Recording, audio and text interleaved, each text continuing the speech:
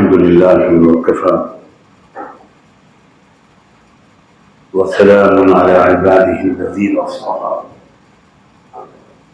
अम्मा बअद रब्बना आतिना फ़िद दुनिया हसना। 100 आदमियों की जान बचाने वाले को एक ही जिंदगी में तो इनाम मिलेगा, उसको 100 जिंदगियां तो नहीं मिल सकती। अगर इसी तरह अगर किसी ने 100 इंसानों को जान से मारा, उनको उनके जुर्म की पूरी सजा इस दुनिया में नहीं मिल सकती। ज्यादा से ज्यादा जो आप उनको सजा देंगे वो सजाए मौत होगी। 100 इंसानों के कातिल को आप 100 मरतबा सजाए मौत नहीं दे सकते। इसका मतलब यह हुआ कि न नेकियों का इनाम पूरा दुनिया में मिल सकता है, न बुराइयों की सजा पूरी दुनिया में मिल सकती है।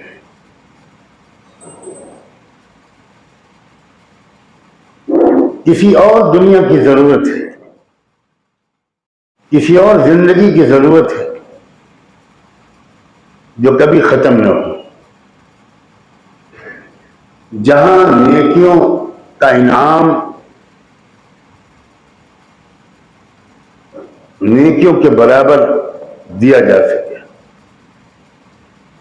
और जहां जराइम की सजा जराइम के मुताबिक दी जा सके। उसी दुनिया का नाम आखिरत है। अगर दुनिया के बाद की आखिरत वाली जिंदगी न होती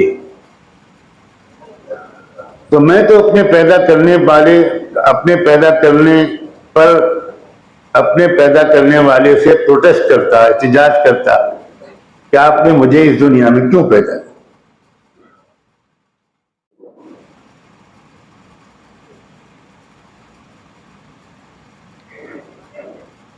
अब इस्लाम क्या चाहता है? इस्लाम ये चाहता है कि हर इंसान,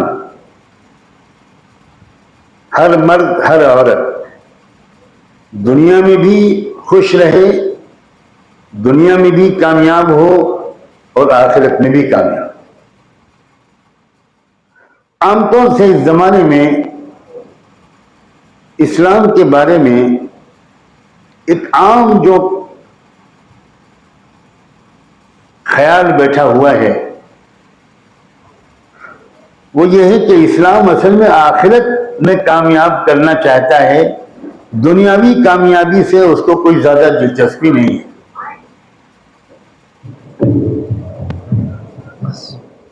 अब चूचा ना करे आपका ये सिस्टम, नहीं तो मैं अभी प्रोटेस्ट आपके खिलाफ भी करूंगा। बड़ा खतरनाक आदमी हूं। ये चूचा बहुत करते हैं हमारे इंडियन साउंड सिस्टम।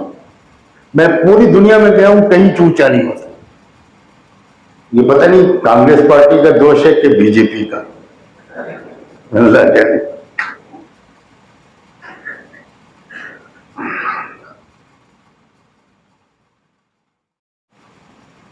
मैं फिर दोहराता हूं, आमतौर पर जो तस्वुर है वो ये है कि असल में इस्लाम आखिरत में कामयाब करना चाहता है। आप दुनिया में भूखे रहो, प्यासे रहो, परेशान रहो, इससे उसको कोई खास दिलचस्पी नहीं। क्यों भाई, ये बात सही है कि नहीं? नहीं, मैं आगे नहीं बढ़ूंगा जब तक आप जवाब नहीं देंगे। सही है ना? और इसीलिए आज का इंसान बूढ़ा होने से पहले दीनदार नहीं बनना चाहता। जब वो दुनिया के किसी काम का नहीं रहता,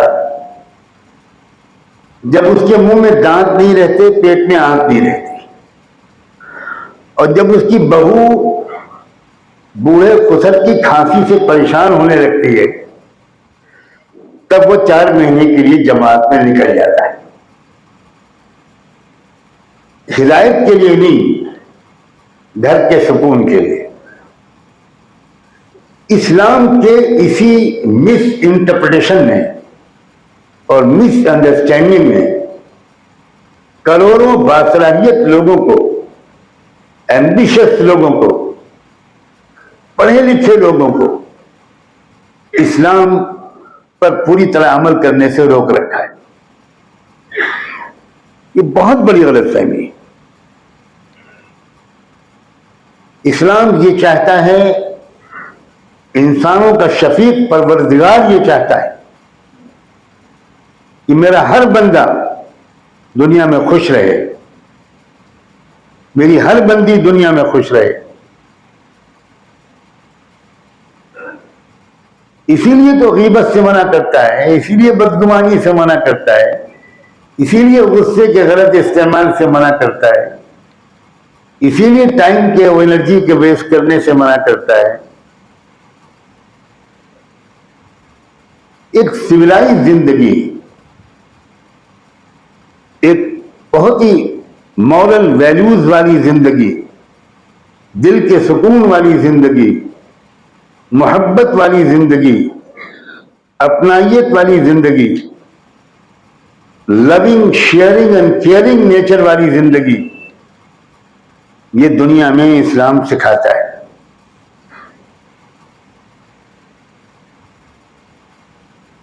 मगर मैं इस वक्त दुख के साथ इस बात का एतराफ करता हूं और नॉन मुस्लिम दुनिया से बहुत शर्मिंदा हूं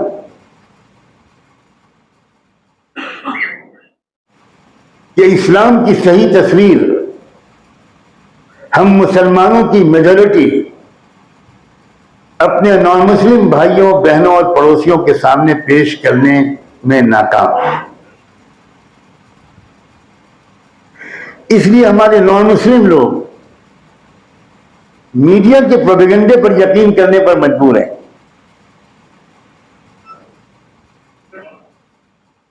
पॉलिटिकल लीडर्स के नफरत भरे प्रोपेगेंडे पर यकीन करने पर मजबूर हैं।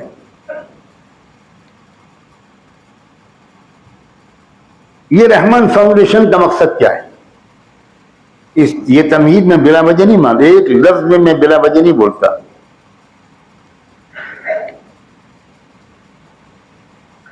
कब शुरुआत हुई रहमान फाउंडेशन की, कैसे शुरुआत हुई, कहां तक पहुंचा है ये काफिला, और अभी मंजिल बहुत दूर है।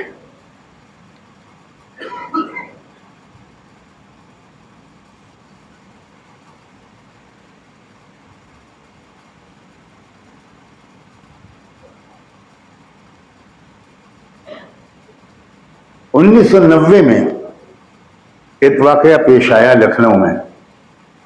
मैं उस वक्त लखनऊ ही में रहता था।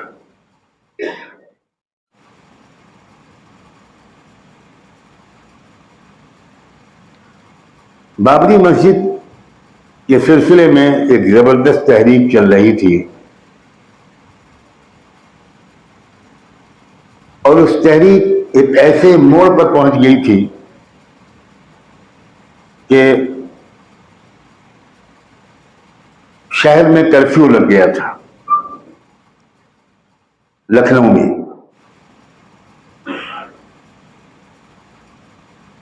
जब कर्फ्यू लगता है तो रोज कमाने खाने वालों को बहुत तकलीफ होती है। एक दो दिन, 3 दिन किसी तरह गुजर जाते हैं, फिर सिवाय फाकों के कुछ नहीं होता।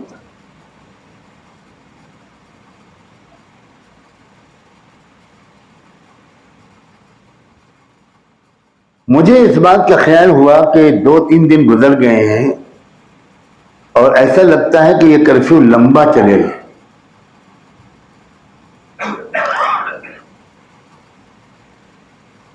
तो मैंने पूरे लखनऊ शहर के मुख्तलिफ मोहल्लों में जहां तक मैं अपनी बात पहुंचा सका, मैंने सब जगह अपने दोस्तों से रिक्वेस्ट की कि भाई अपने आसपास के 10, 15, 20, 25 घरों का जरा जायजा ले लो। अल्लाह का शुक्र है पूरे शहर में लोगों ने अपने पड़ोस का जायजा लिया, पुलिस ने भी बहुत कोऑपरेट किया। मैं भी अपने मोहल्ले में, पूरे मोहल्ले में घर घर गया। मेरे साथ मेरे मोहल्ले के 4-6 नौजवान थे। एक घर में जब मैं जाने लगा तो मुझे उन साथियों ने रोक दिया कि मौलाना इस घर में मत जाइए। मैंने बहुत पूछा कि क्या बात है, क्यों? उनका नहीं, इस घर में बिल्कुल आप नहीं जाए।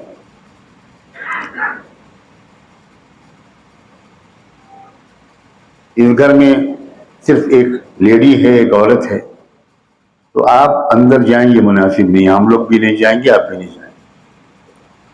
मैं वापस आया और मैंने अपनी अहलिया से, अपनी वाइफ से ये कहा कि फला घर में सिर्फ एक औरत है, छोटा बच्चा है उसके पास, मैं तो वहां नहीं जा सका, लेकिन तुम जाकर देखो क्या हाल है। मुझे डर लगा कि जब अकेली एक औरत है तब तो और ज्यादा शायद वहां परेशानी होगी। तो अहलिया जब वहां गई और जब वापस आई तो बहुत देर तक वो इस हाल में ही नहीं थी कि वो मुझे बता सकती कि वो क्या देख कर आई। इस बुरी तरह रो रही थी। कुछ देर के बाद हिम्मत करके उन्होंने मुझे बताया कि उस औरत ने जो अपना हाल बताया है, बस अल्लाह खैर करे, अगर आज उसके घर में जाना ना होता तो फिर हम लोग सिवाय जहन्नम के हमारा ठिकाना क्या होता। उसने कहा मेरे शौहर एक छोटे से जुर्म में जेल में हैं और जेल से 9,000 रुपए का फाइन की सजा दी गई है और इतने 1 साल या 6 महीने की जेल है। अब क्योंकि वो इतने गरीब हैं, रिक्शा चलाते थे तो रोज कमाते थे, रोज खाते थे, हमारे पास जुर्माना अदा करने के पैसे नहीं हैं, तो वो बेचारे जेल में पड़े हैं। और मैं कई दिन हो गए, इधर उधर से लोग मदद करते रहे, कुछ दिन के बाद लोगों ने मदद से हाथ खींच लिया। तो मैंने तय किया कि मैं अब अपने बच्चे को लेकर खुदकुशी करूंगी, इसके सिवा कोई चाहेगा। तो लखनऊ मशहूर दरिया है,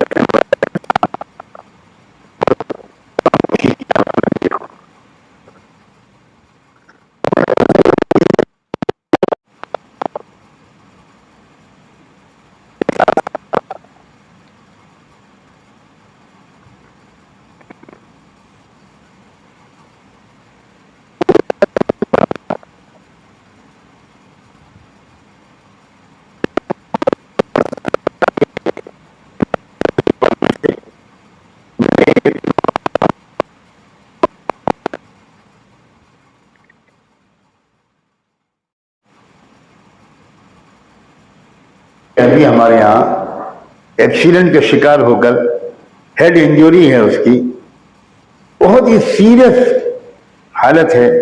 फौरन उसकी ब्रेन की सर्जरी हम लोग करने जा रहे हैं, लेकिन ब्लड की जरूरत है।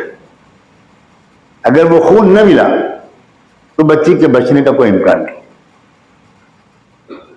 मैंने पूछा कि ब्लड ग्रुप क्या है, तो उन्होंने बताया A+ है। खुशकिस्मती से A+ मेरे भी ब्लड का ग्रुप है।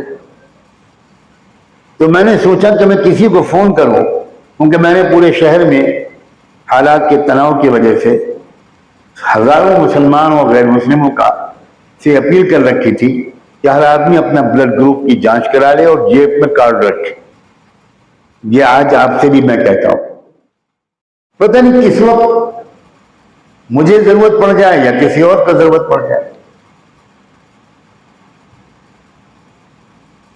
तो मैंने सोचा कि कर्फ्यू लगा हुआ है, रात के 12 बजे हैं, मैं किसी और को फोन करूं, इसमें बहुत देर लग जाएगी, बच्चे की जान का मसला है। मैं फौरन अस्पताल के लिए रवाना हो गया। कर्फ्यू की वजह से रास्ते में कई जगह मुझे पुलिस ने रोका और मैंने पुलिस वालों से कहा कि मैं इसलिए जा रहा हूं। एक मेरे पास एक फोन आया है, एक लड़की, और वो भी हिंदू लड़की, उसको खून देने जा रहा हूं। तो सबने कहा जाइए जाइए। मुख्तसर ये कि अल्लाह के शुक्र में वहां पहुंचा, ब्लड मेरा लिया गया, मैच किया गया, मैच कर गया, फौरन ब्लड लिया गया, उसको चढ़ाया गया, ऑपरेशन हुआ। अगले दिन डॉक्टर ने मुझे फोन करके कहा कि ऑपरेशन कामयाब रहा, 24 घंटे के बाद वो होश में आ जाएगी, तब हम आपको इत्तला करें। मैं दुआ करता रहा, अपने कामों में मशगूल रहा। 1-1.5 दिन के बाद उनका फोन आया कि लड़की पूरी तरह होश में है। उसके पेरेंट्स को उसने बता दिया कौन है, काम में कहाँ की हूँ। तो उसके पेरेंट्स भी आ गए हैं और उम्मीद है कि बच्ची ठीक हो जाएगी। तो मैं तीसरे या चौथे दिन मैंने सोचा कि मैं जाकर उसकी इयादत करूं। तो जैसे ही मैं अस्पताल के उस वार्ड के गेट में दाखिल हुआ, वो नर्स, वो सिस्टर जो उस वार्ड की देखभाल कर रही थी, उसने एक बूढ़े शख्स को इशारा किया जो धोती पहने हुए थे कि यही मौलाना साहब हैं जिन्होंने अपना खून दिया है आपकी बेटी को। अब आप तसव्वुर कीजिए कि उस बाप का क्या हाल हुआ होगा। वो बाप बिल्कुल मेरे कदमों पर गिर पड़ा और दहाड़े मारकर रोने लगा। मैंने झुककर उनको अपने सीने से लगाया। मैंने कहा क्या कर रहे हैं? उसने कहा कि मेरी न कोई बेटी है न कोई बेटा है, यही एक इकलौती बेटी। अब आपने बचा लिया, देवता हैं आप, ये हैं आप। मैंने कहा कि देखिए, ये उस मालिक का करम है कि उसने मुझे थोड़ी सेवा का मौका दिया। आपकी बच्ची की जिंदगी तय थी, कोई भी जरिया बनता। जिंदगी को न कोई बढ़ा सकता है न कोई घटा सकता है।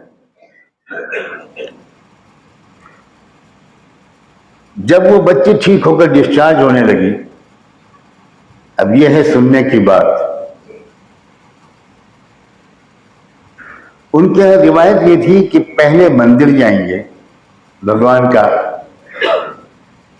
शुक्र अदा करेंगे, प्रसाद चढ़ाएंगे, पूजा करेंगे, उसके बाद अपने घर जाएंगे। तो उस बच्चे ने जिद की कि नहीं, मैं कहीं नहीं जाऊंगी, मौलाना साहब के घर जाऊंगी।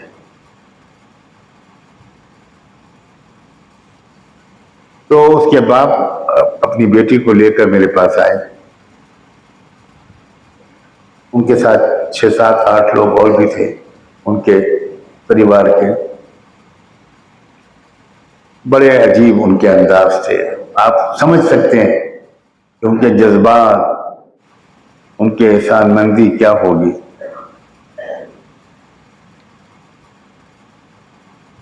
मुझे उस वक्त तक पता नहीं था कि ये साहब कौन है।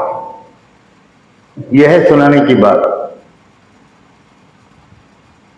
जब वो मेरे घर पर आए और कुछ देर बैठे इत्मीनान से, मैंने उनको कुछ खिलाया पिलाया, खातिर तवाज़ुन की। हमारी वाइफ ने बच्ची को नया जोड़ा दिया, साड़ी वगैरह दी उसको उसके ज़ौक़ के मुताबिक। तब उन्होंने बताया कि मैं फला डिस्ट्रिक्ट का आरएसएस का प्रचारक हूं और आज मुझे पता चला एक हफ्ते के अंदर के मुसलमान किसे कहते हैं।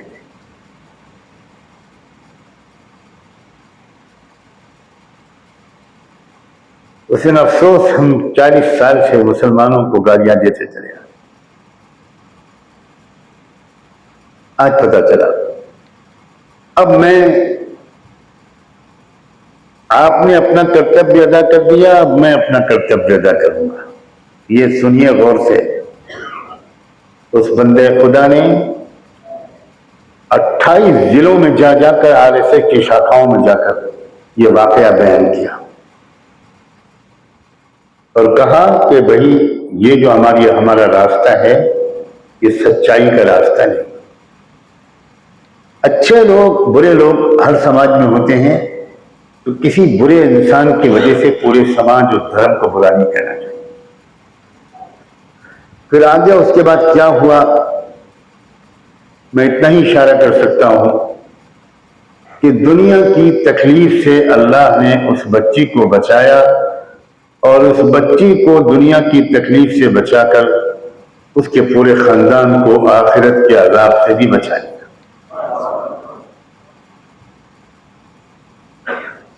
मेरे वालिद साहब से जब मैं रोजाना की कारगुजारी सुनाता था, तो एक वक्त आया तो उन्होंने मुझसे कहा कि देखो, बहुत से वो काम जो तुम कर रहे हो वो दूसरे उलमा भी कर रहे हैं, तुम अपने उन कामों को कम करो और इंसानियत की खिदमत के मैदान में आगे बढ़ो।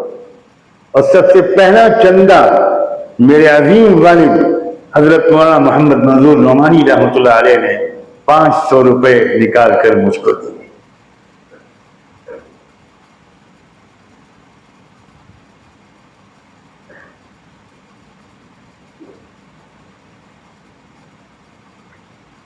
इस्लाम के कुछ हिस्से पर हम लोग अमल कर रहे हैं, अक्सर हिस्से को हमने इस्लाम से छोड़ रखा है।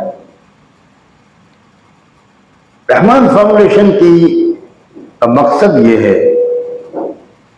कि भाई हमारे पास जब ऐसी मुकम्मल रहमत भरी रहनुमाई है तो हम सब एक इज्तिमाई निज़ाम और सलीके के साथ ऑर्गेनाइज तरीके पर अपने ह्यूमन रिसोर्सेज को भी ऑर्गेनाइज करें, अपने फाइनेंशियल रिसोर्सेज को भी ऑर्गेनाइज करें।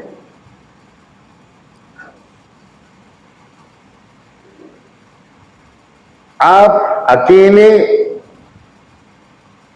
यहां बैठकर मैसूर के गरीब आदमी की खिदमत नहीं कर सकते, कलकत्ते की बेवा की खिदमत नहीं कर सकते, पटना के किसी यतीम बच्चे की खिदमत नहीं कर सकते, बल्कि अपने पड़ोस के किसी भूखे की भूख की भी इत्तला आपको हो, यह जरूरी नहीं है।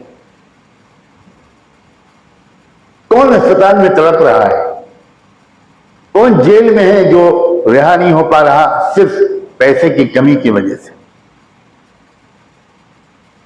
कौन वो मजलूम औरत है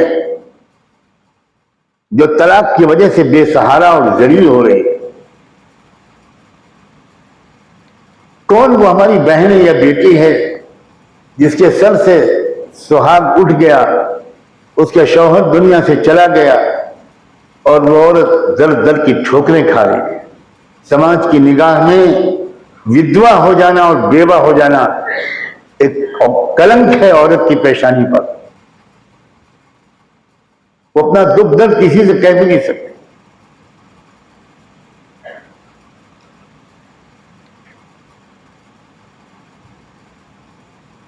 इस्लाम तो दुनिया में फैला था वो हमारी नमाजों की वजह से नहीं फैला था, वो हमारे कुर्ते पजामे और दाढ़ी की वजह से नहीं फैला था, वो हमारी मस्जिद की तकरीरों की वजह से नहीं फैला था। दुनिया की कौमों ने एक अजीब गरीब कौम देखी थी।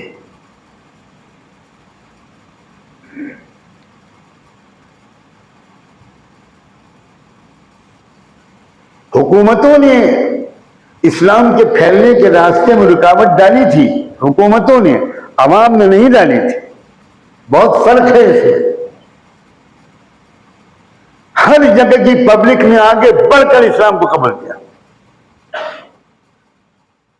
किसी मुल्क की पब्लिक ने, अवाम ने कभी इस्लाम की मुखालफत नहीं की। हमारे मुल्क में काश कि हमारे कॉलेजों में कुछ सच्चाई भी पढ़ाई जाती।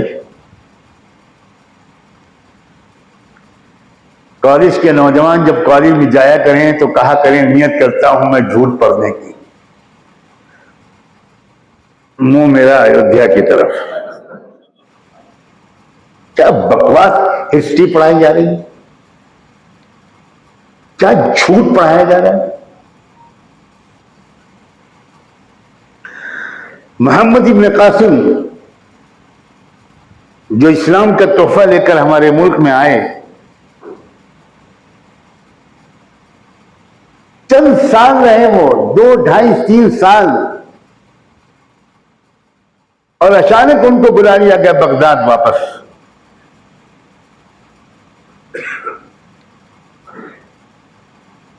मोहम्मद इब्न कासिम ने जब ऐलान किया पब्लिक में कि भाई अब हमारी जिम्मेदारी खत्म, हमको हुक्म आ गया, हम वापस जा रहे हैं, तो औरतें दहाड़े बांध कर रोने लगी। हमारी लड़कियों ने अपने आंचल कदमों पर रख दिए, हमें छोड़कर मत जाइए। मोहम्मद इब्न कासिम की मूर्तियां बनाई वहां के लोगों ने। पब्लिक के सामने जब इस्लाम असली आता है तो पब्लिक अपनी सरकारों से भी टकरा जाती है।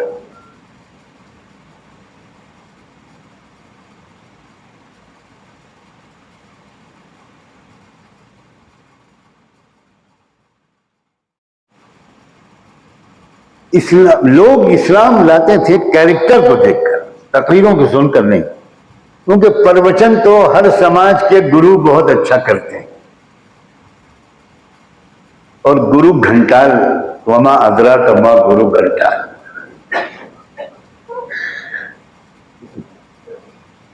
आशाराम बापू कहां हैं?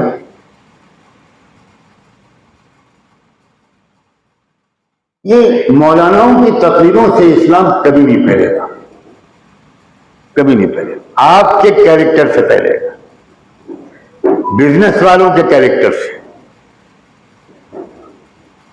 लॉयर्स की ईमानदारी से, डॉक्टर्स की हमदर्दी से, नौजवानों की पाकदामनी से, इससे इस्लाम फैला था। उलमा की नसीहतों से इस्लाम न पहले फैला था न आज फैलेगा।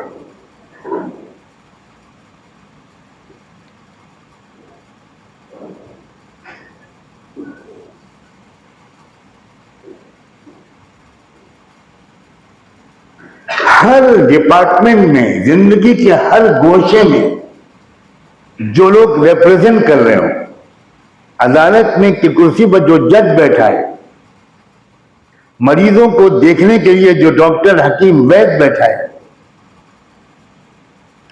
जो स्कूल कॉलेज में पढ़ाने वाला टीचर है,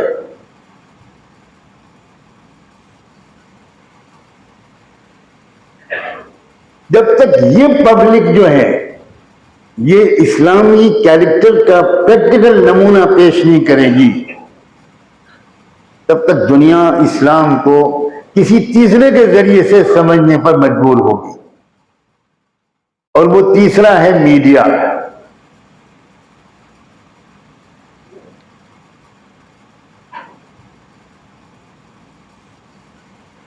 हम इस वक्त कुछ एक ऐसे माहौल में इंडिया में फंस गए हैं जिसमें ज्यादातर मुसलमानों का ताल्लुक आपस में ही होता है। हमारा इंटरेक्शन दूसरों से बहुत कम होता है, खासतौर पर हम जैसे लोगों का।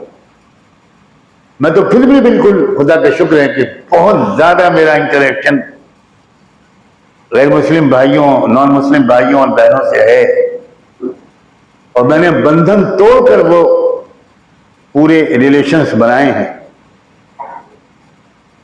लेकिन मैं आम मुसलमानों को, आम नौजवान बच्चों बच्चियों को, आम बिजनेसमैन को, आम सर्विस क्लास को एक जामे तरबियत का जरूरतमंद पाता हूं। आप में से हर शख्स को हर वक्त अपने आप को इस्लाम का नुमाइंदा समझना चाहिए। हर वक्त ये क्यों मशहूर है कि मुसलमान अगर होगा तो ट्रैफिक रूल को जरूर तोड़ेगा।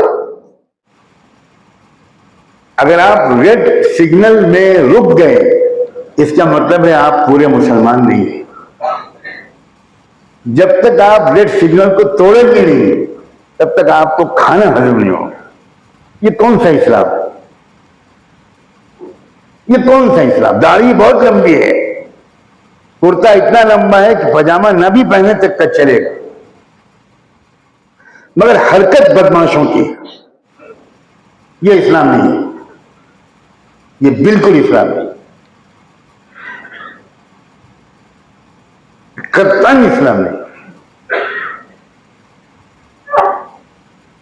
दुनिया की कौमों ने पहली मर्तबा civilised, well mannered, highly cultured, मुहज्जब, नस्तालीक, शाइस्ता एक कौम देखी थी जिसका नाम था उम्मत मुस्लिमा।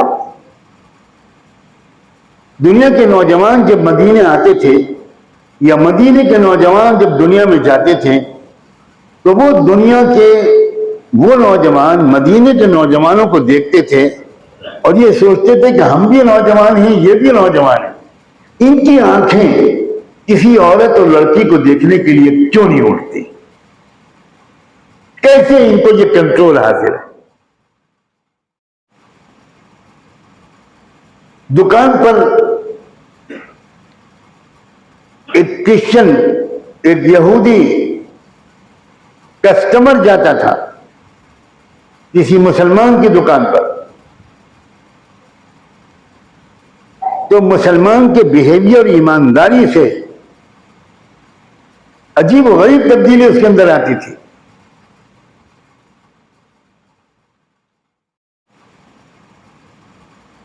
और वो सिर्फ सौदा लेकर वापस नहीं आता था, तारीखी वाकयात हैं कि वो सौदा लेने के अलावा कहता था एक चीज और मैं आपसे लेना चाहता हूं। वो समझा कि कोई और सामान लेना चाहता है। बताइए क्या चीज लेना है? मुझे आपसे ईमान लेना है।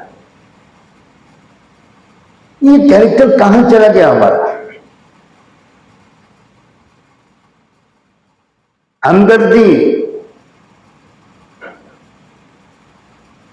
चार पैसों में इस बात का एहसास कि ये पैसे सिर्फ मेरे अय्याशी के लिए नहीं हैं, मुझे इन पैसों में किसी को शरीक करना है। आप गौर कीजिए, रहमत दो आलम सल्लल्लाहु अलैहि वसल्लम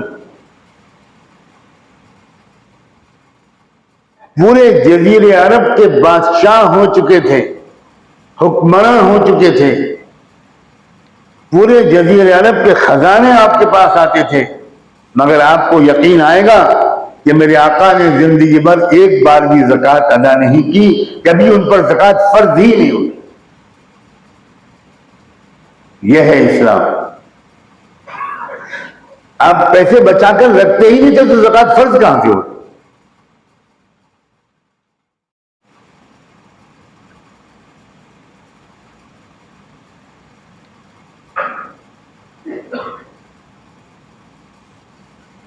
रहमान फाउंडेशन जिस वक्त बुजुर्गों के हुक्म से, उनकी दुआओं से कायम किया गया, तो यह तय किया गया कि हर ईमान वाले से ये कहा जाए, ईमान वाली से ये कहा जाए कि 1 रुपया रोज निकाल दो, 1 घंटा रोज दे दो। सिर्फ 1 रुपया रोज और 1 घंटा रोज। अब यह हमारा काम है कि आपके 1 रुपया रोज को हम कैसे ऑर्गेनाइज करेंगे। यहां से शुरुआत हुई। इसका मतलब यह हुआ कि महीने में 30 रुपए एक घर से आने लगे।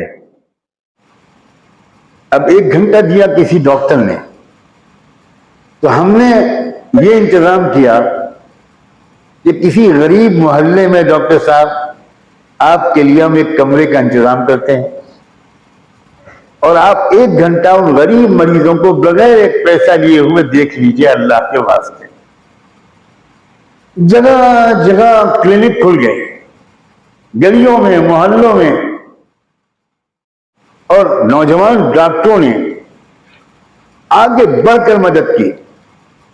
और मुस्लिम डॉक्टर सिर्फ नहीं, चोटी के लखनऊ के top most Hindu doctors, neuro surgeons, neuro physicians, medicine के प्रोफेसर्स, जब उनको पता चला कि कैसा काम चल रहा है तो उनका हम भी शामिल। एक बड़े डॉक्टर साहब थे, कार्डियोलॉजिस्ट, हार्ट स्पेशलिस्ट, बहुत इंटरनेशनल फेम के डॉक्टर, वो भी हमारी टीम में शामिल हो गए। तो मैंने उनसे कहा कि जो मरीज बहुत ज्यादा गरीब होगा हम उसके फॉर्म पर वीपी लिख देंगे, वेरी पुअर। तो आप अपनी फीस तो आप लेंगे ही नहीं, लेकिन अगर वीपी लिखा हो तो आप कोशिश कीजिए कि आप दवाएं भी उसको फ्री दिलवा दें। जानते हैं जवाब क्या था उनका? उन्होंने कहा आपका भेजा हुआ हर मरीज वीपी नहीं होगा, वीआईपी होगा।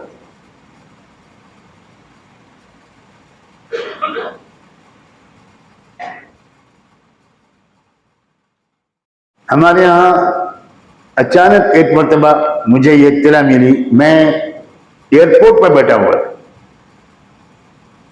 और मुझे लखनऊ से फोन आया कि एक औरत गवर्नर हाउस की दीवार के नीचे जली हुई पड़ी है।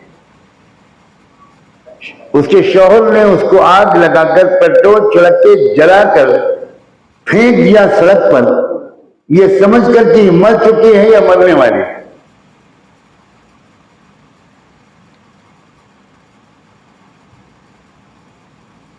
तो मैंने एयरपोर्ट से ही मैं साथियों को इत्तला की।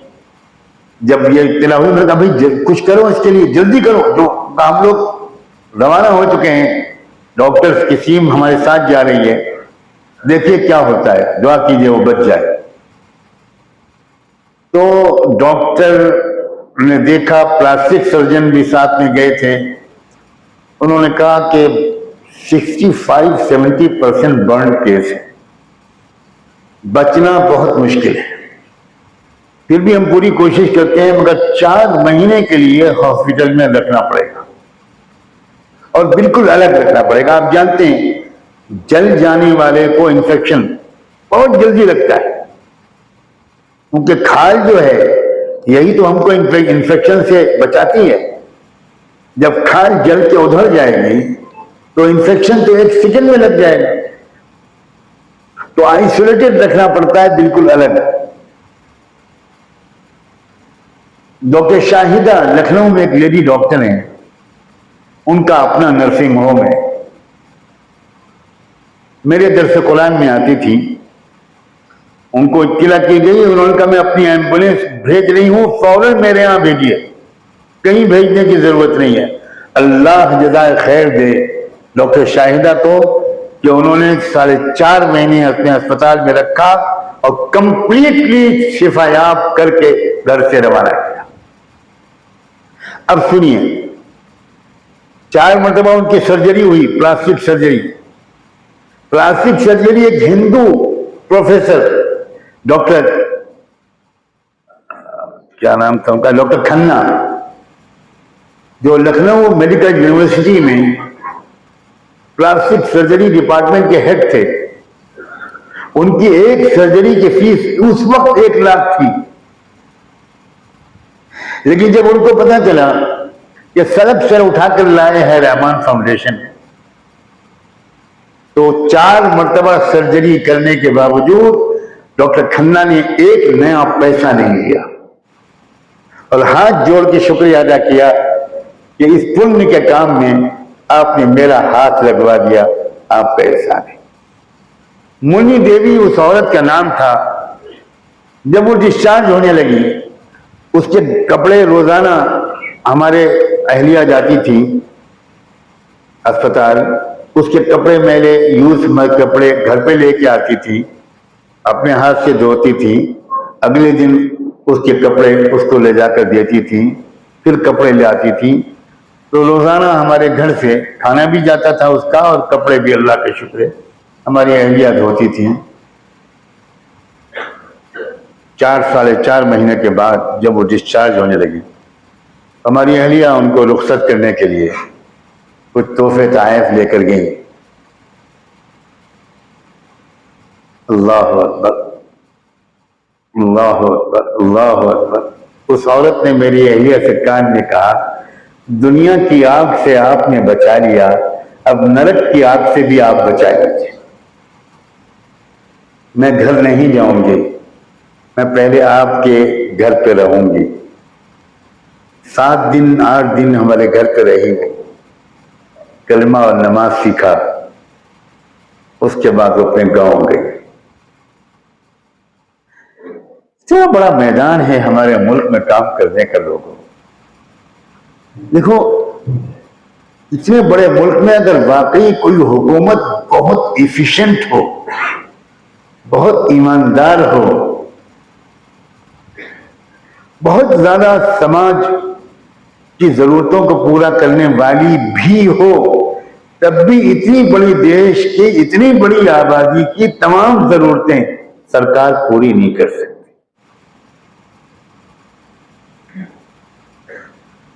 ऐसे मौके पर पब्लिक की भी कुछ जरूरत, कुछ जिम्मेदारी होती है कि वो एनजीओ क्राइम करके ऐसा इंतजाम करें कि हमारे वसाइल, हमारा माल, हमारा वक्त, हमारी सलाहियतें ये इज्तिमाई नज़्म के साथ जुड़ जाए। इंफरादी तौर पर हम थोड़ी बहुत खिदमत कर सकते हैं, लेकिन 98% काम फिर भी बाकी रहेगा। इज्तिमाई काम करने में बड़ी बरकत है। अगर ईमानदारी के साथ काम हो और सलीके के साथ काम हो, 2 चीजें जरूरी हैं, ईमानदारी और मैनेजमेंट, तो फिर थोड़े से वसाइल से बहुत काम हो सकता है। जब मौका हो तो अपनी सरकार की गलत पॉलिसियों पर डेमोक्रेटिक सिस्टम के मुताबिक तनकीद करने और उसको बदलवाने की भी हमारी जिम्मेदारी है।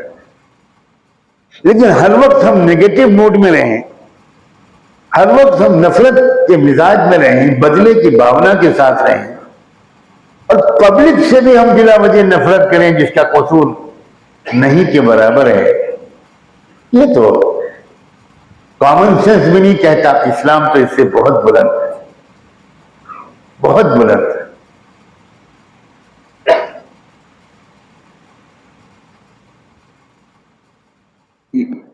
ये तरबियत देना लोगों को, ये रहमान फाउंडेशन का मकसद है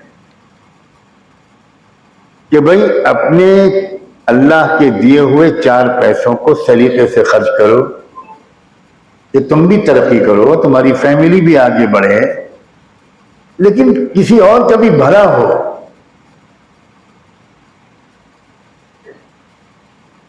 बड़े रास्ते खुलते हैं, गलतफहमियां दूर होती हैं। फासले कम होते हैं।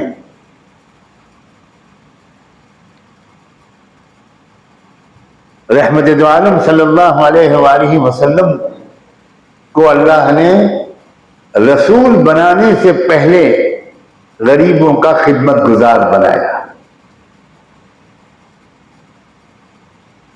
क्या बात है, पहले नबूवत नहीं दी,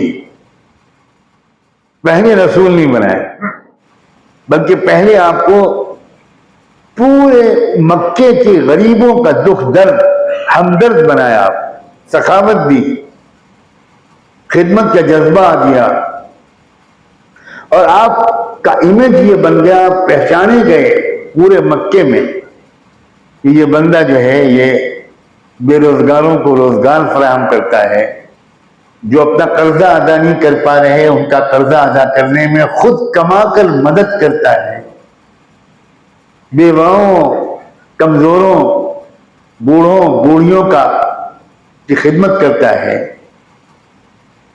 ये मिजाज था इस्लाम ने जो बनाया था। और मैं सच कह रहा हूं बार बार आपसे, इसने इस्लाम को दुनिया में हाथों हाथ इस्लाम को अपनाया था। उनकी हुकूमतों ने रोका, अवाम नहीं माने। सुल्तान सलाउद्दीन अयूबी के नाम आजकल आप लोग सुनते हैं, फलस्तीन की वजह से शायद दो चार लोग सुनते हो, शायद।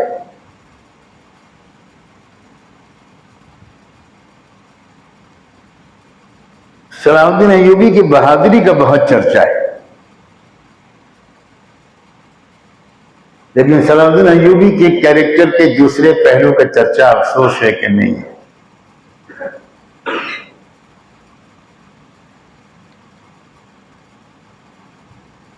जंग का तरीका सुल्तान सलाउद्दीन अयूबी के जमाने में यह था कि सुबह से शाम तक जंग होगी, शाम को जंग बंद कर दी जाए।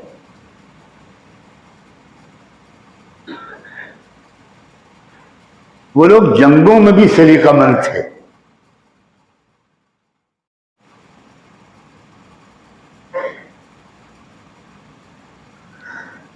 सुल्तान सलाउद्दीन अयूबी को यह खबर मिली कि दुश्मन की फौज की जानिब दूध की सप्लाई बंद हो गई है, दूध नहीं पहुंच पा रहा है, उसकी वजह से बच्चे बहुत परेशान हो रहे हैं। मैंने दिमश्क में अपनी आंखों से वो दो परनाले देखे हैं जो सुल्तान सलाउद्दीन अयूबी ने वो परनाले बनवाए रातों रात, और उन परनालों को इस तरह बनवाया कि वक्त मुकर्रर किया कि इस वक्त से इस वक्त तक हमारी फौज के लोग इन परनालों से दूध लेकर जाएंगे, और दूध में भी मीठा घुला हुआ, और उस फला टाइम के बाद हमारी फौज का कोई आदमी इस परनाले के करीब नहीं आएगा, और उस वक्त से उसके बाद तक इतने घंटे तक दुश्मन की फौज के लोग आकर इन परनालों से दूध ले जाएं। ये है इस्लाम।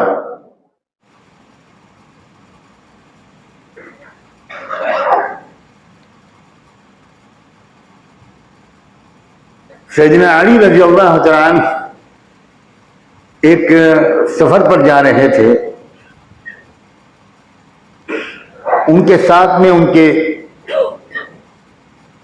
एक नवासे बड़े सैयदना हसन और एक खादिम, बस दो आदमी थे। उस वक्त वो अमीरुल मोमिनीन थे, पूरी दुनिया की बड़े हिस्से के पावरफुल हुक्मरान थे। सिर्फ अरब के नहीं, रोमन एम्पायर भी उनके कब्जे में था, पर्शियन एम्पायर भी उनके कब्जे में था, यूरोप के एक हिस्से तक उनकी हुकूमत पहुंच चुकी थी, समंदरों पर उनकी हुकूमत थी। लेकिन न कोई फोर्स थी, न कोई बॉडी गार्ड्स थे, न कोई सिक्योरिटी का बड़ा इंतजाम था। उनके नवासे और उनके खिदमत गुजार रास्ते में एक जगह पर आराम के लिए लेट गए तो जो एक लोहे का लिबास वो प्रोटेक्शन के लिए पहने रहते थे, जिसको जीरा बोलते हैं, जैसे आजकल बुलेट प्रूफ जैकेट होती है,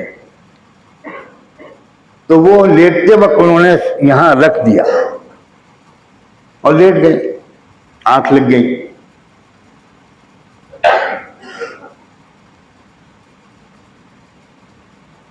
एक शख्स आया और उसने देखा कि जरा थोड़ा मौका है, हजरत हसन और खादिम दोनों वो भी शायद आराम कर रहे हैं या बात कर रहे हैं।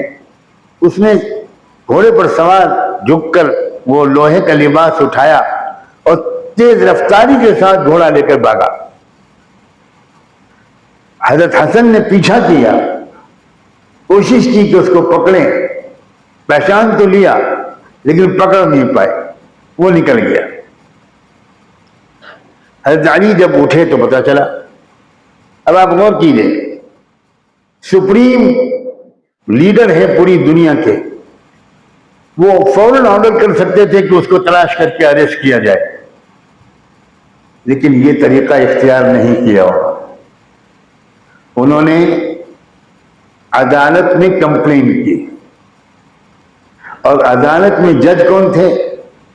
काजी शुरैह, जो खुद उनके स्टूडेंट थे और उन्हीं के अपॉइंटेड थे, चीफ जस्टिस शुरैह।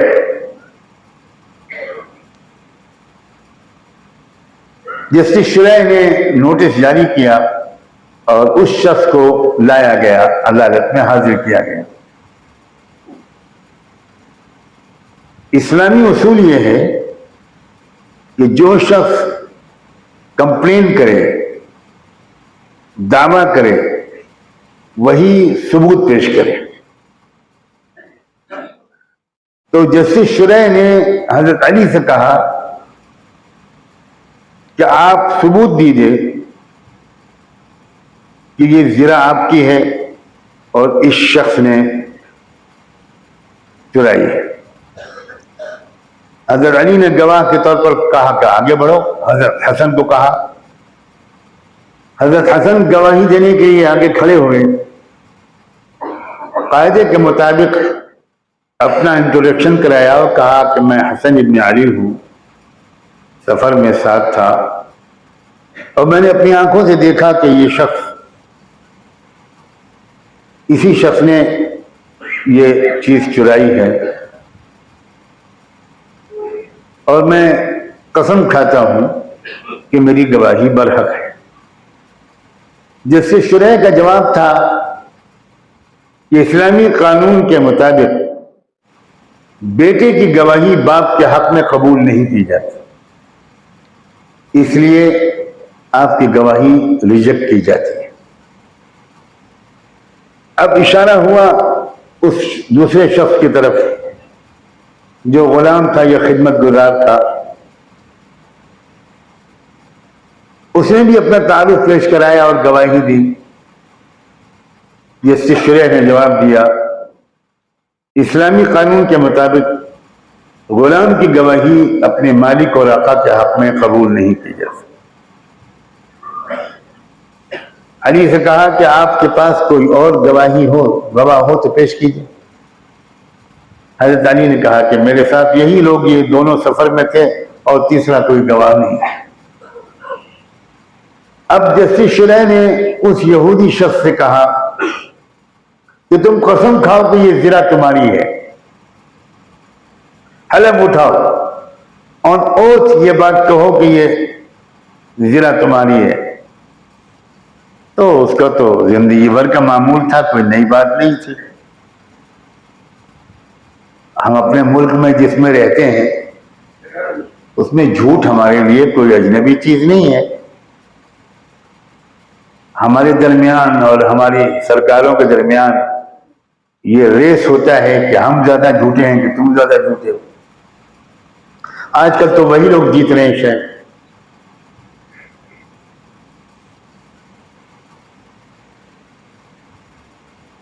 उस यहूदी ने कसम खा ली कि हाँ ये बिल्कुल मेरी, अली से क्या ताल्लुक इसका। अब जस्टिस शुरैह को पास कोई चारेकार नहीं था, उन्होंने फैसला कर दिया अली आपकी एप्लीकेशन रिजेक्ट की जाती है, कंप्लेंट, और ये जिरा तुम्हारी है, ले जाओ। उसके बाद जस्टिस शुरैह नीचे उतरे और हजरत अली ने उनसे शिकायत की, शुरैह मुझे तुमसे इस नाइंसाफी की उम्मीद नहीं थी। अब हजरत शुरैह तुम हैरत में रह गए, नाइंसाफी? मैं जानता हूं कि आप कभी झूठ नहीं बोल सकते, लेकिन इस्लामी कानून के प्रोसेस के हिसाब से मैंने फैसला किया, इसमें नाइंसाफी किया है। अली ने कहा मैं उसको नहीं कह रहा हूं, फैसला तूने बिल्कुल सही किया, लेकिन सुनो, हम अरबों में एक रिवाज है, जब किसी को ज्यादा इज्जत देकर पुकारते हैं तो नाम लेकर नहीं, उसकी कुनियत से पुकारते हैं। कुनियत समझते हैं हम लोग, मुश्किल है।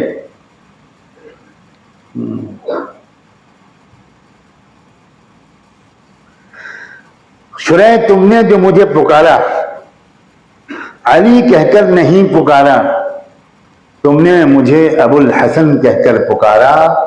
इसका मतलब यह है कि तुमने मुझे ज्यादा इज्जत दी, उसके मुकाबले में यह नाइंसाफी है। दोनों फरीकों के साथ एक सा ट्रीटमेंट होना चाहिए। शुरैह अगर आइंदा मुझे ये शिकायत मिली तो मैं तुमको डिसमिस कर दूंगा। अब सुनिए इसके आगे। ये सारी बात मुकम्मल होने के बाद हजरत अली अब कमरे अदालत से बाहर निकले तो देखा कि वो यहूदी बाहर खड़ा है, वो गया ही नहीं। हजरत अली ने कहा कि भाई तुम क्यों खड़े, फैसला हो गया, अब ये जिला तुम्हारी है, तुम जाओ। उसने कहा कि सुनिए अमीरुल मोमिनीन, मैं चोर नहीं हूं, मैं यहूदी धार्मिक आलिम हूं, मेरा नाम ज़ैनर है। हमने अपनी मजहबी किताबों में यह पढ़ा है, अपने ग्रंथों में, कि मोहम्मद रसूलुल्लाह का जो चौथा खलीफा होगा, उसके जमाने में उसकी दुश्मन कौम का एक शख्स एक क्राइम करेगा, मगर अदालत में उसका जुर्म साबित नहीं हो पाएगा, इसलिए फैसला अमीरुल मोमिनीन के खिलाफ होगा और वो सर झुकाकर चौथा खलीफा उसको कबूल कर लेगा। मैंने ये सारा ड्रामा जो किया है सिर्फ ये जांचने के लिए कि क्या आप वही चौथे खलीफा हैं। ये सब कुछ देखकर मैं मान गया कि आप चौथे खलीफा हैं। अली, ये जिरा भी आपकी है और आज से मैं भी आपका हूं, मुझे कलमा पढ़ा। असली इस्लाम, मुकम्मल इस्लाम हमारे पास नहीं है, हमें एतराफ करना चाहिए। और इसमें हमारा भी बहुत कसूर है, सिर्फ आपका कसूर नहीं। हमारे मुल्क के में आप सोचिए जरा, इस वक्त सरकारी डेटा के मुताबिक, ऑफिशियल डिक्लेरेशन और ऐलान के मुताबिक 80 करोड़ 81 करोड़ लोगों को हमारी सरकार 5 किलो राशन हर महीने दे रही है। ये खबर सुनी है या सब अल्लाह वाले बैठे हैं जो अभी छठे सातवें आसमान से तशरीफ लाए हैं और अभी उनकी वापस फ्लाइट है? ये खबर सुनी है कि नहीं सुनी? पीछे वाले तो शायद सो रहे हैं क्या?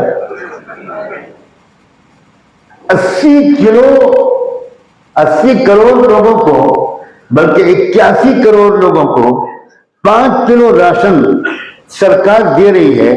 इसका मतलब क्या ये नहीं हुआ कि हमारे मुल्क में 81 करोड़ लोग बेरोजगार हैं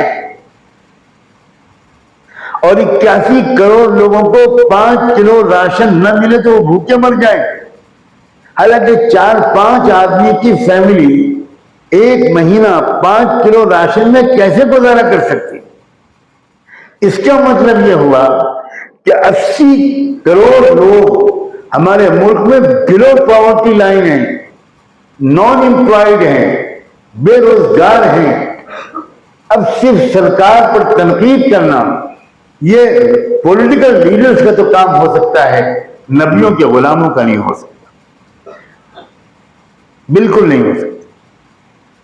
नबियों के गुलामों का काम यह है कि वो खुद भी जो कर सकें, कोई इन 80 करोड़ में से 10 घरों को एडॉप्ट कर ले, कोई 5 घरों को एडॉप्ट कर ले।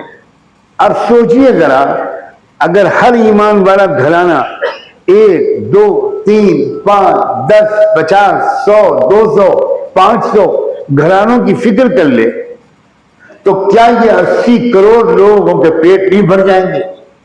क्या उनके दिल से दुआ नहीं निकलेगी? अल्लाह के रसूल ने क्या जुमले इरशाद फरमाए, फरमाए इरहमू मन फिल अर्द यरहमकुम मन फिस समा, तुम जमीन वालों पर मेहरबानियां करो, आसमान वाला तुम पर मेहरबानियां करेगा। जमीन वालों ये नहीं कहा मुसलमानों पर मेहरबानी करो, बिल्कुल नहीं कहा।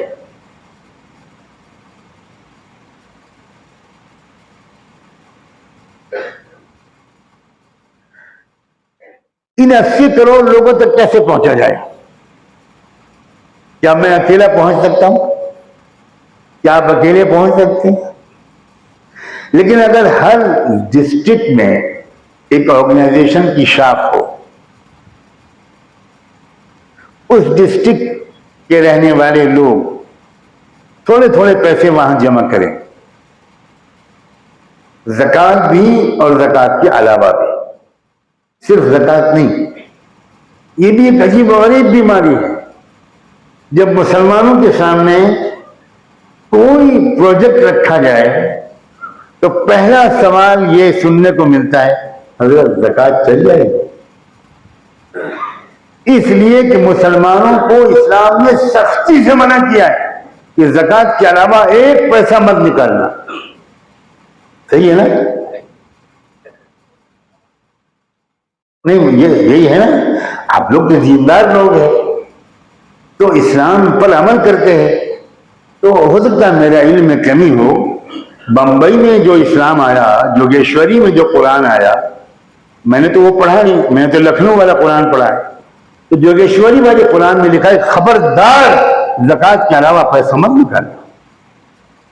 शादी में खर्च करना 50 लाख, 1 करोड़, यही है ना आपके कुरान में?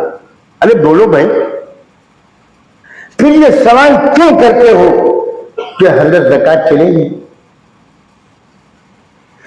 लानत है इस कंजूसी पर, लानत है इस माल की मोहब्बत पर। ये इस्लाम नहीं है। कहां? यहां उलमा बैठे, पूछिए उनसे, क्या बुखारी में, क्या मुस्लिम में, क्या तिरमिज़ी में, क्या इब्न माजा में, क्या सुनन नसई में उन्होंने हदीस का ये बाब नहीं पढ़ा कि बाबु मा बाफी अन्न फिल माल हक्कन सिवा ज़कात। अल्लाह के रसूल ने साफ फरमाया, इन्न फिल माल हक्कन सिवा ज़कात। याद रखना, सिर्फ ज़कात अदा करने से माल का हक अदा नहीं होगा। लेकिन हर मुसलमान के ज़हन में यह है कि ज्यादा से ज्यादा सिर्फ ज़कात अदा करना है। ये बिल्कुल गलत है, 100% गलत है। सहाबा ने रोमन एम्पायर और पर्शियन एम्पायर फतेह किया था ज़कात के माल से। इतनी बड़ी बड़ी फौजों का मुकाबला किया था ज़कात के माल से। मुसलमानों, खुदा के वास्ते या तो पूरे मुसलमान हो जाओ या इस्लाम छोड़ो, इस्लाम को बदनाम करना छोड़ो। कल ही में यही जोगेश्वरी में कुछ लोगों से कह रहा था, आपके बॉम्बे में ओबराय होटल है, देखा है आपने? कुछ लोगों ने कहीं जाकर, कभी जाकर वहां 10,000 का डिनर भी किया होगा। जब पैसे ज्यादा होते हैं तो खुजली होती, खुजली। उसमें कोई क्रीम काम नहीं आती। उसमें 5 स्टार 7 स्टार होटल में जाकर पैसे फेंक कर आना और फोटो खींचना, 7 स्टार होटल में खाना खा रहे, माशा। हालांकि अल्लाह का शुक्र है हमारी खानका का खाना ओबराय होटल के खाने से अच्छा होता है। क्यों मौलाना?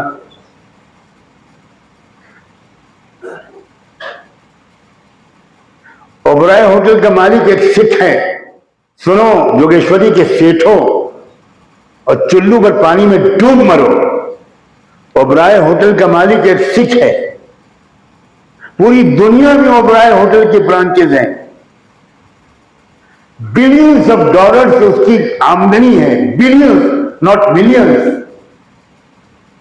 और वो अपनी आमदनी का 95% हर महीने सिख कौम की तरक्की पर खर्च करता है।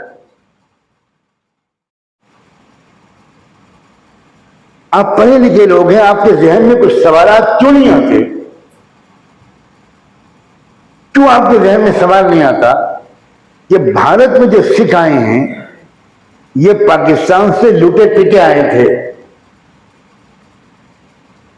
लाहौर से और रावलपिंडी से लाखों की तादाद में सिख आए थे। कपड़े भी बदन पर नहीं थे, इस तरह मार के वहां से भगाए गए थे। जिस तरह यहां के हिंदुओं और सिखों ने मुसलमानों को मारा था, उसी तरह वहां के नाम के मुसलमानों ने वहां के हिंदुओं और सिखों का कत्ल आम किया था। लाहौर और रावलपिंडी की सड़कें सिख और हिंदू मर्दों और औरतों के खून से लाल हो गई थी। जान बचाकर लाखों सिख भागे वहां से।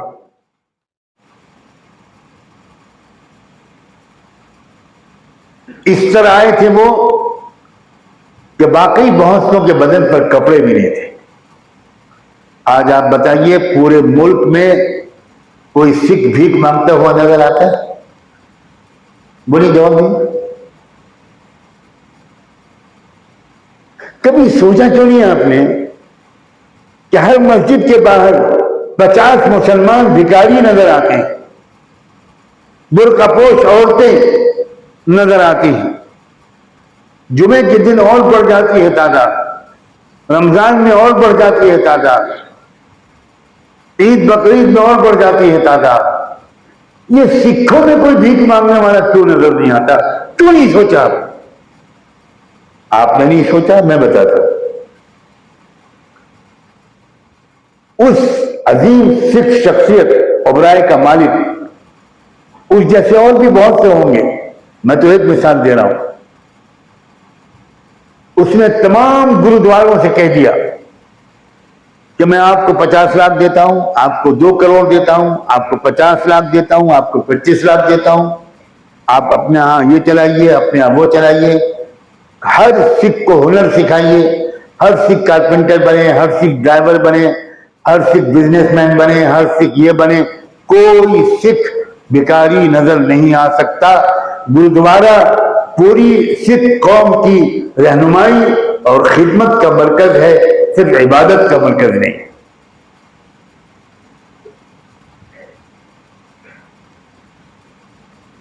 और मैं बड़े बड़े सिख मजहबी रहनुमाओं से मिल चुका हूं। एक मजहबी रहनुमा जत्थेदार, पूरी दुनिया के सबसे बड़े सिख धर्म गुरु, नाम नहीं लूंगा, गोल्डन टेम्पल के जत्थेदार थे वो। पूरी दुनिया के सिख कम्युनिटी के सबसे बड़े लीडर। आपको हैरत होगी जानकर कि उन्होंने कहा कि बाबा गुरु नानक ने ये जो कुछ भी हमको सिखाया ये कुरान से सिखाया। चुनांचे उन जत्थेदार साहब ने, गोल्डन टेम्पल के जत्थेदार, हेड ग्रंथ, हेड गुरु, पूरी दुनिया के सबसे बड़े मजहबी रहनुमा, मैं उनके घर पर गया पंजाब में, तो वो एक अंदर घर गए और एक किताब निकाल कर लाए, बड़े अदब एहतराम से लपेट कर मखमल के गिलाफ में, और मुझे उन्होंने पेश की वो किताब। मैं तो समझा नहीं कि कौन सी किताब है, तो मैंने देखा तो वो कुरान मजीद है। उन्होंने कहा कि ये इस कुरान का पंजाबी गुरुमुखी जबान में मैंने खुद तर्जुमा किया है।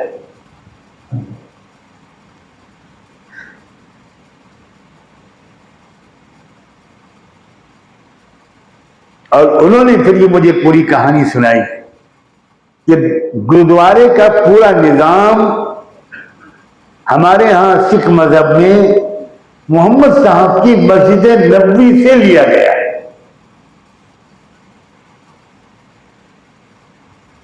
इकबाल ने कहा था कि ले गए तसलीस के फर्जंद मीरास से खलील। तसलीस के फर्जंद आप लोग तो नहीं समझे होंगे, उर्दू जबान तो इंतकाल कर गई। तसलीस के फर्जंद क्रिश्चियंस को कहा हुआ, और मीरास से खलील यानी इब्राहिमी तहजीब। इकबाल ने शिकायत की कि इब्राहिम अलैहिस्सलाम की तहजीब को क्रिश्चियंस ले उड़े। हम दूसरी कौमों को बद्दुआ देते रहते हैं, और मुसलमानों का मिजाज तो यह है, खासतौर पर जोगेश्वरी और बंबई के मौलाना अशरफ साहब की इजाजत से, कि अगर मौलाना अशरफ साहब फजर में मुंशी मस्जिद में दुआ कराएं कि अल्लाह अमरीका को बर्बाद कर, तो अल्लाह मियां के यहाँ से जवाब आए कि बहुत अच्छा, ओके, आपका जो हुक्म हो, बस जोहर तक का मौका दे दीजिए, इंशाअल्लाह अमरीका बर्बाद। उसके बाद आप मोमिन नगर वाली दुआ करें कि अल्लाह इसराइल को भी बर्बाद कर दीजिए, और ये फ्रांस और इंग्लैंड, ये दोनों बदमाश, इनको भी छुट्टी कीजिए, खत्म कीजिए। तो अल्लाह ने कहा ठीक है, बस असर तक का वक्त दे दीजिए प्लीज, बस थोड़ी मेहरबानी कर दीजिए, असर तक का वक्त दीजिए, सब तबाह। अब आपको और जोश आया, आपने कहा ये चाइना भी तो बदमाश है, चपटी आंखों वाले, इनको भी खत्म कीजिए, सब बर्बाद। तो अल्लाह ने कहा ठीक है, ईशा तक सब छुट्टी आप ही आप रहेंगे, बस कोई नहीं। यह है मुसलमानों का मिजाज। साहबा ने इस तरह काम किया था, पेट पर पत्थर बंधे थे कि नहीं बंधे थे, कुर्बानियां दी थी कि नहीं दी थी। अल्लाह के बंदो, एक मिशन है हमारे सामने, एक जिम्मेदारी है हमारे सामने। इतना बड़ा मुल्क है,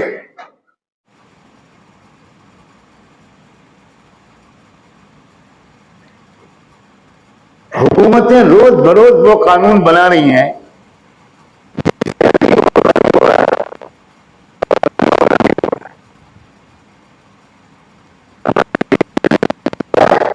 हम बनाने से रोकने के लिए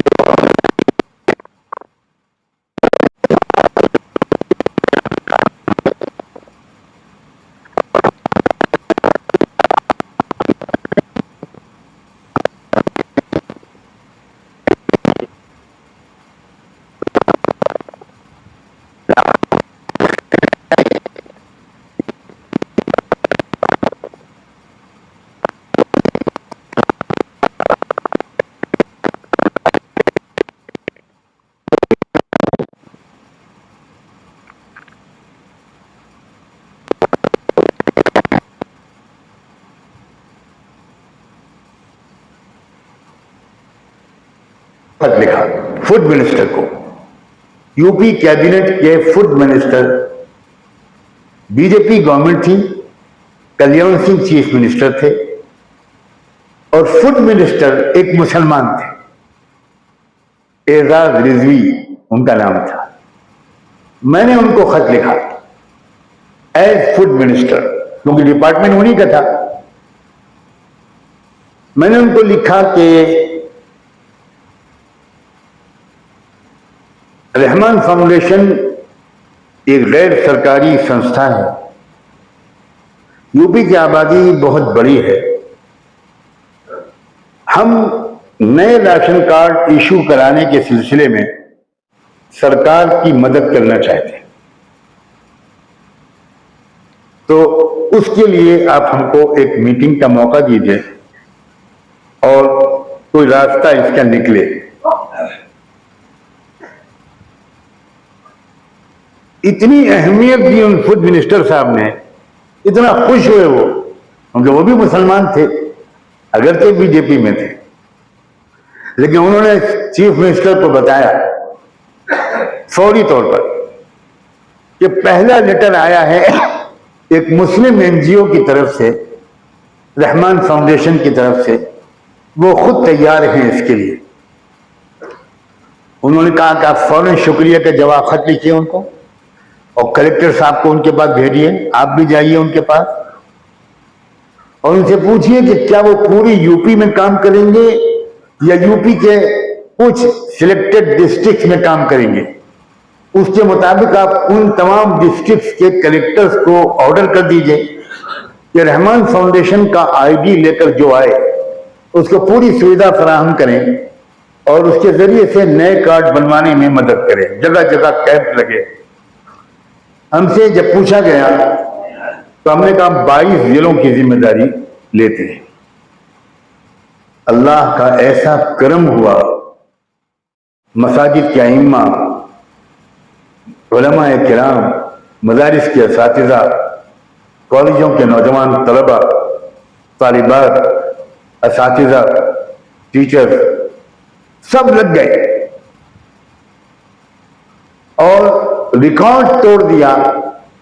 16 lakh ration card Rahman foundation के जरिए से बने। उसके बाद एक इमेज बन गई रहमान फाउंडेशन कि भाई ये वो लोग हैं जो इस किस्म के कामों में पार्टिसिपेट करते हैं, ताउन करते हैं, शरीक होते हैं। उसके बाद यके बाद दीगरे मुख्तलिफ प्रोग्रामों में उन्होंने सबसे पहले रहमान फाउंडेशन को याद किया और हमारे वॉलंटियर्स ने हर मौके पर बेहतरीन कारकर्दगी का मुजाहरा किया।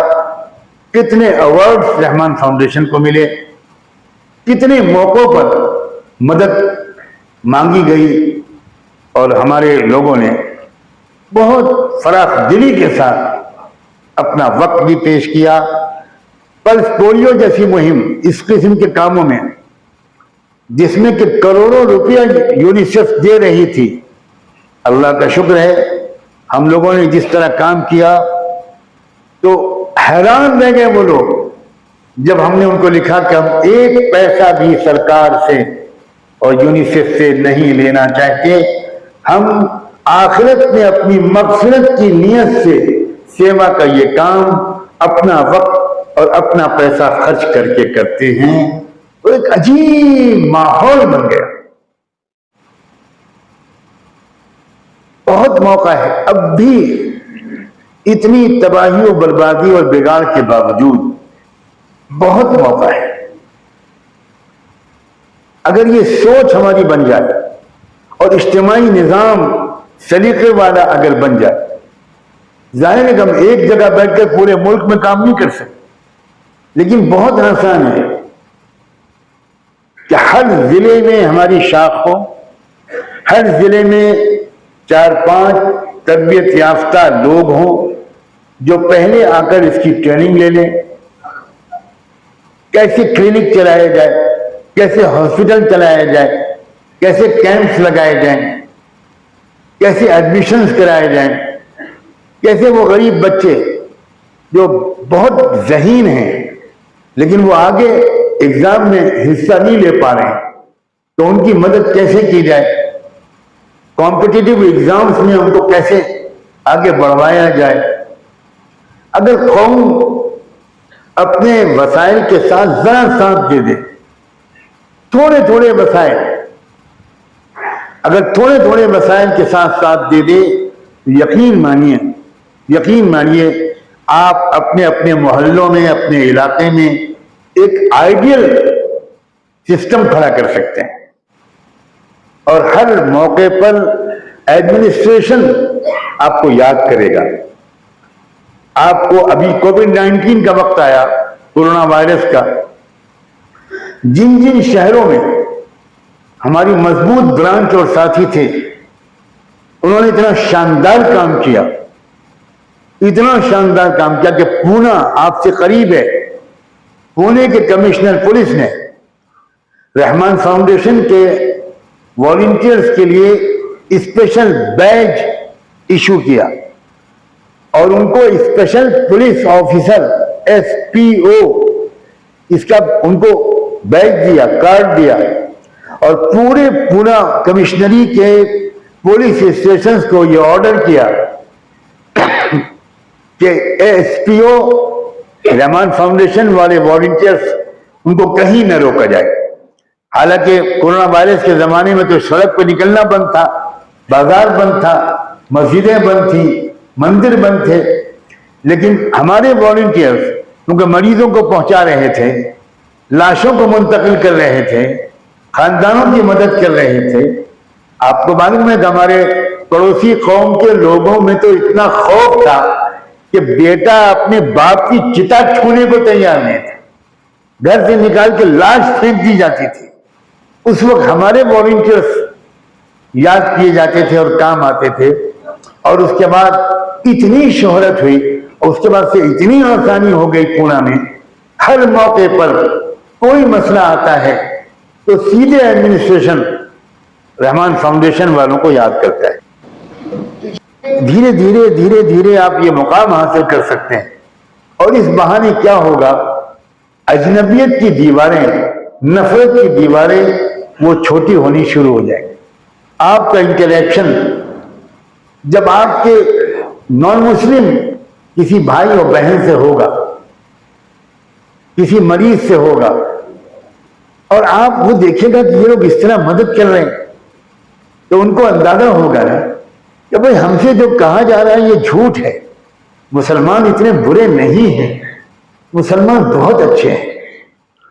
मैं इसी पर अपनी बात को मुकम्मल करता हूं और बहुत मुबारकबाद देता हूं जोगेश्वरी की रहमान फाउंडेशन की ब्रांच को कि उन्होंने जो लेडीज को एक सिलाई का हुनर सिखाने का काम शुरू किया। मैं अभी तक आपकी जोगेश्वरी के रहमान फाउंडेशन के ऑफिस में नहीं गया। मेरा काम करने का ये तरीका है कि मैं पूरी आजादी देता हूं जिम्मेदारों को, मैं इंटरफेयर नहीं करता। हमारे यहां नेरल में कई तालीमी इदारे चल रहे हैं और मेरा तालीमी थीम यह है कि इस जमाने में अब ऐसे उलमा तैयार होने चाहिए जो अंग्रेजी जबान के भी माहिर हो, वो पॉलिटिकल साइंस भी समझते हो, वो इकोनॉमिक्स भी समझते हो, वो कंप्यूटर भी जानते हो, वो सब कुछ जिसको मॉडर्न उलूम कहा जाता है उसके भी माहिर हो और कुरान और सुन्नत के तो जबरदस्त माहिर।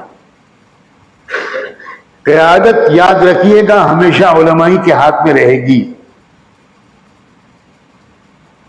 आप हजार साजिश करें, क़यादत इंशाअल्लाह हमेशा उलमाई के हाथ में रहेगी। नमाजें उलमा ही पढ़ाए, कुरान की तशरीह उलमा ही करे, लेकिन उलमा कैसे उलमा की जरूरत है।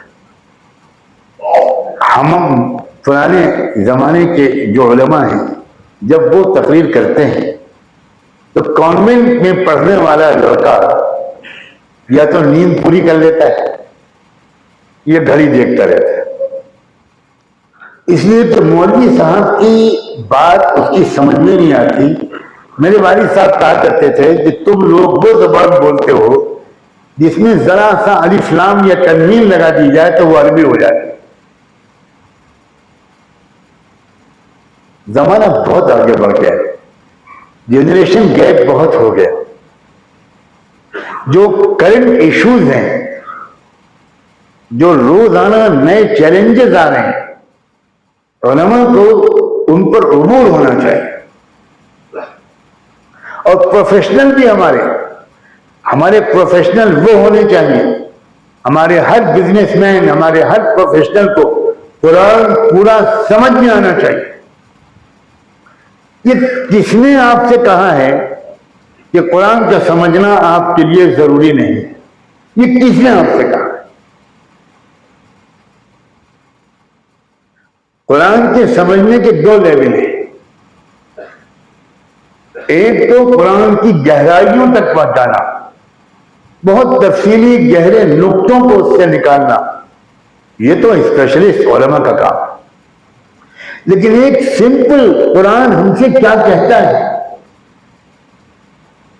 सच बोलने के बारे में क्या कहता है, शर्म और हया के बारे में क्या कहता है, पर्दे और हिजाब के बारे में क्या कहता है, अखलाक के बारे में क्या कहता है, बिजनेस के बारे में क्या मोटी मोटी हिदायत देता है, रास्ता चलने के बारे में क्या कहता है, बोलने के बारे में क्या कहता है, तुम्हारी आवाज कैसी होनी चाहिए, घर में कैसे दाखिल हो, ये भी कुरान ने बताया है। लेकिन अब 99% मुसलमानों ने यह समझ रखा है कि ज्यादा से ज्यादा सिर्फ कुरान का पढ़ लेना और वो भी रमजान में ये काफी है। ये बिल्कुल गलत बात है, बिल्कुल गलत बात है। मैं आपसे आज ये गुजारिश करता हूं कि आप तिलावत चाहे करें आधे पारे एक पारे की रोज, अल्लाह करे जरूर करें, लेकिन 3-4 आयतें आप समझ कर पढ़ें, सिर्फ 3-4 आयतें। तर्जुमा पढ़ लें, थोड़ी सी तशरीह पढ़ लें और 1 मिनट दुआ मांग लें कि खुदा आपने इस आयत में जो कहा है सखावत के बारे में, ए अल्लाह मुझे सखी बना। इसमें आपने माफ करने के बारे में जो कहा है, ए अल्लाह मुझे माफ करना सिखा। इस आयत में जो वादा पूरा करने के बारे में आपने कहा है, ए अल्लाह मुझे वादा पूरा करना सिखा।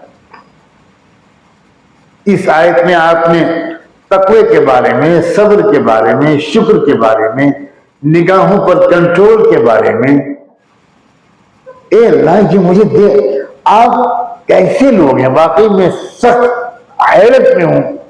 आपका ज़मीर कैसे गवारा करता है कि आपका शफीक परवरदिगार पुकार पुकार कर आपसे कुछ कह रहा है और आप समझने के लिए तैयार हैं। ये क्या नाइंसाफी है। I am really at loss to understand. मैं बिल्कुल नहीं समझ पाता। आपकी वाइफ आपको खत लिखे, आपका दोस्त आपको खत लिखे, आपका कोई क्लास फेलो आपको खत लिखे और किसी ऐसी लैंग्वेज में लिखे जो आपकी अपनी जुबान न हो, आप क्या एक रात भी सो पाएंगे? किसी न किसी के पास जाएंगे, उसकी मदद मांगेंगे, प्लीज जरा मुझे बताओ कि इस खत में क्या है, ये इटली से मेरे दोस्त ने भेजा है लेकिन उसने शरारत की है, इटालियन लैंग्वेज में लिख दिया, मैं इटालियन लैंग्वेज जानता नहीं। एक रात आप सो नहीं सकते जब तक आप उस खत को समझ न लें। और आप 50 साल के हो गए और आपको नहीं मालूम कि सूरह रहमान में क्या है, सूरह फातिहा में क्या है। आपको नहीं मालूम कि आप जब नमाज पढ़ते हैं और आप कहते हैं अल्लाहुम्मा इन्नी ज़लमतु नफ्सी ज़ुल्मन कसीरा, तो आप अपने अल्लाह से माफी मांगते हैं। माफी मांगने का ये तरीका क्या आप बर्दाश्त करेंगे? तो कोई आपसे कहे sorry sorry sorry sorry sorry sorry sorry, ये मजाक है, ये बिल्कुल मजाक है। मैं सच कहता हूं, मुझे बिल्कुल हैरत है कि मुसलमान 5 वक्त के नमाजी, उसके जहन में ये बात क्यों नहीं आई अब तक कि मुझे कम से कम कुरान की उन सूरतों को समझ लेना चाहिए जो मैं 5 वक्त की नमाज में बार बार पढ़ता या सुनता हूं। बस मैं इसी पर अपनी बात को मुकम्मल करूंगा। एक नया मुस्तकबिल, एक नया भारत, एक नया मुल्क, एक नया माहौल बदलने का इरादा कीजिए। आप यकीन रखिए, दुनिया में तब्दीली का आगाज हो चुका है। हम बेखबर हैं, ये हमारी बेखबरी है। मैंने कल कुछ लोगों से कहा था जो मेरे पास आए थे, यही जोगेश्वरी, दौर होते हैं। मैं अब वो तफसीली बात तो नहीं कर सकूंगा। 1970 से एक दौर शुरू हुआ,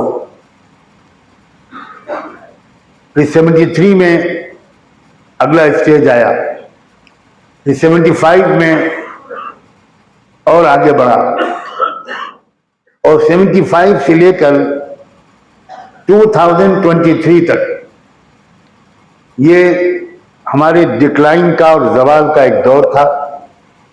सख्त चैलेंजेस, सख्त परेशानियां, बहुत कुछ मसाइल पूरी दुनिया में आए, लेकिन मैं पूरी जिम्मेदारी के साथ आपको ये खुशखबरी सुनाना चाहता हूं कि अब दौर की तब्दीली का आगाज हो चुका है।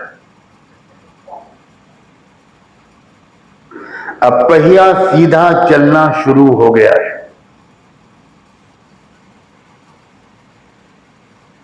और ये 7 अक्टूबर से तो बिल्कुल एक नई दुनिया ने जन्म ले लिया है। 7 अक्टूबर 2023 उस दिन दिखाया है दुनिया को कुछ नौजवानों ने, कुछ लोगों ने दिखाया है कि मिशन के साथ कमिटमेंट किसको कहते हैं, जुल्म का मुकाबला किसे कहते हैं, इंसाफ को कायम करने के लिए किस दर्जे की कुर्बानियां देनी पड़ती हैं। और उसके बाद से जो सिलसिला शुरू हुआ है, इंशाअल्लाह अब ये पहिया सीधा ही चलेगा। बीच में चैलेंजेस आएंगे, बीच बीच में पहिए की उल्टी गर्दिश भी होगी। जैसे बदर में पहिया सीधा चला और उहद में उल्टा चला, ये तो रहेगा। बीच बीच में यकीनी तौर पर सख्त हालात आएंगे, हमारे मुल्क में भी और दुनिया के मुख्तलिफ मुल्कों में भी। मगर मैं पूरी दुनिया के हालात पर नजर रखने की कोशिश करता रहता हूं, सिर्फ मुल्क के हालात पर नहीं, पूरी दुनिया के हालात पर। और मैं ये कहना चाहता हूं कि हम आलम इस्लाम के मुसलमानों से बहुत पीछे हैं। हम ये समझते हैं कि हम बहुत दीनदार हैं, और उस दीनदार इसलिए समझते हैं कि हमने दीनदारी का मतलब नमाज, रोजा, कुर्ता पजामा समझा है। दीनदारी का ये मतलब नहीं है। दीनदारी का मतलब इसके साथ ये भी है कि क्या हम सारे इंसानों को इंसाफ दिलाने की कोशिश करते हैं कि नहीं करते।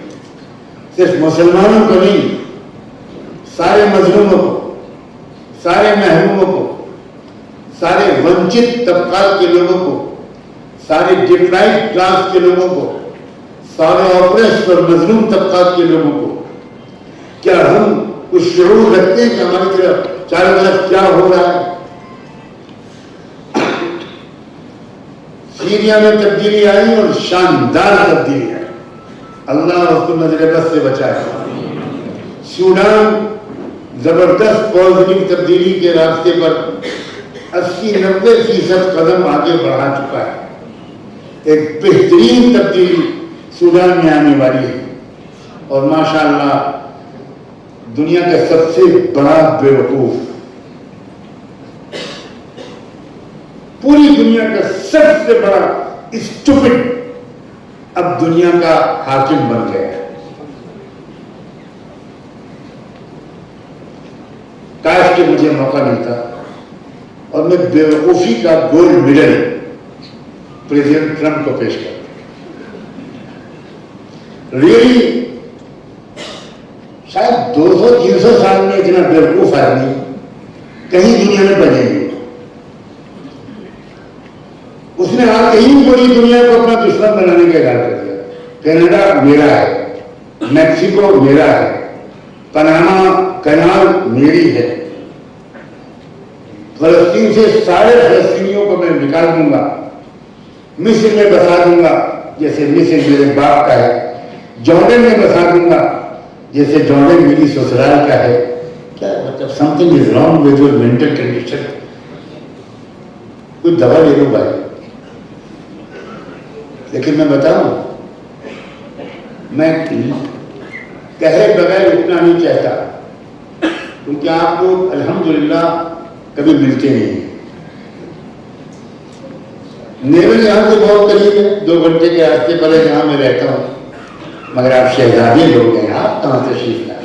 आप कहाँ तशरीफ? आप बहुत मशहूर लोग हैं, मैं तो खाली बहुत बिजी लोग हैं, बहुत बड़े लोग हैं।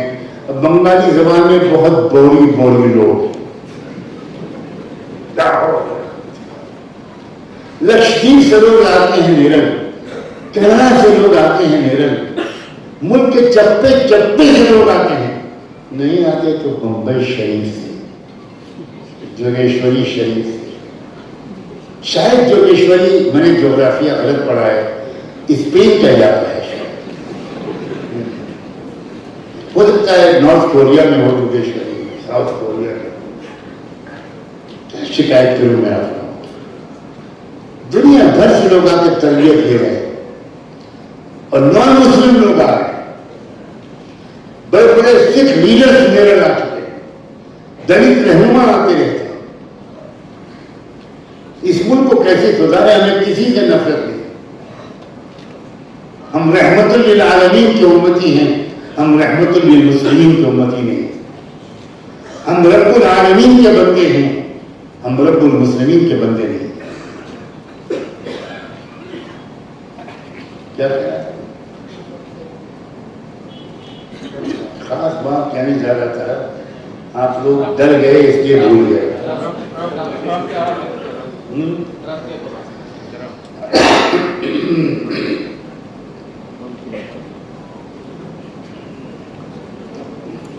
मैं कहना चाहता हूं, इंशाअल्लाह जनाब ट्रंप अमेरिका की लुटिया डुबो कर ही जाएंगे।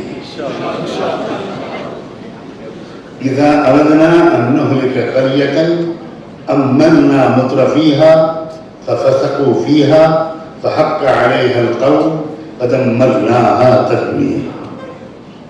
अल्लाह ने कुरान में साफ बताया कि जब हम किसी मुल्क को हलाक कर देने का फैसला कर लेते हैं तो हम सबसे पहले ये काम करते हैं कि उस मुल्क के सबसे बड़े अय्याश, सबसे बड़े बदमाश को वहां का हुक्मरान बना देते हैं।